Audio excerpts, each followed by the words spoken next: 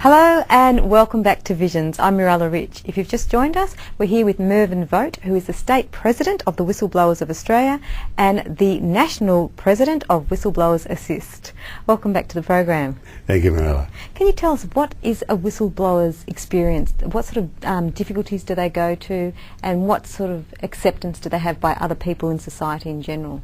Initially, the Australian society thought of them as people, it was unacceptable to dob your mate in. This is not what that's about. This whistleblowing is not against individuals, it's against organisations, corporations, government departments that are not doing the right thing.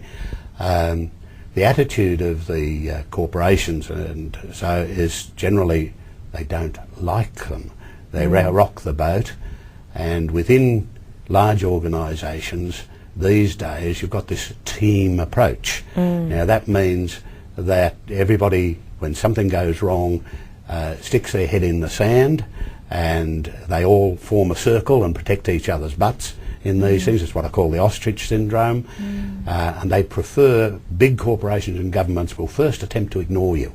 They'll then deny that these things happened, and then they'll attempt to cover up. Once they know it's out there, they'll attempt to cover it up rather than to deal with the situation. And what sort of help can your organisation give to whistleblowers? Well, the first thing we can do is let people know that they're not alone. That's one of the mottos we use in Whistleblowers Assist. You are not alone. There are others out there who are ready to help and comfort. At the meetings we have regular meetings, the first Sunday of each month, and the most common thing we hear from new people who come along is, oh, there are other people just like me. I'm not crazy, I'm not mad to keep following these things. Other people have got exactly the same problems. As we said a little earlier, and you drew attention to, the first thing you tend to get told is you're the only one. And they find they're not. That's terrible. There are other people got exactly the same problems. And what sort of things does the organisation do for whistleblowers? The first, and not only to give a sense of feeling of belonging and not being alone, but one of the first things, we've got a set up in Whistleblower Assist now. We've got our own website, which is called Whistleblower Assist. And in that, it's a fairly complicated site, but if they go to first aid, we've got the first 15 points of the things you should and should not do. The first thing always that we advise people is keep a record of everything that's occurred. Keep a diary. Have somebody else initial the date on which it was there. So it's if ever it comes to a court action or legal action, you've always got the evidence there. The other thing is, for goodness sake, and one of the services we provide at no cost is to have people leave with us copies of their documents. The amount of documents that go missing strangely is phenomenal, even from court records. And it's one of the themes of the conference we're going to have later on in the year. They shouldn't go missing, and we advise never give your original documents to anybody, even your own lawyer. Always give copies, keep copies. They're most valuable points. Another thing that is critical to anybody who has problems like that and wants to be a whistleblower is when you sit down and look at things, make a timeline, a detailed timeline, just in point form.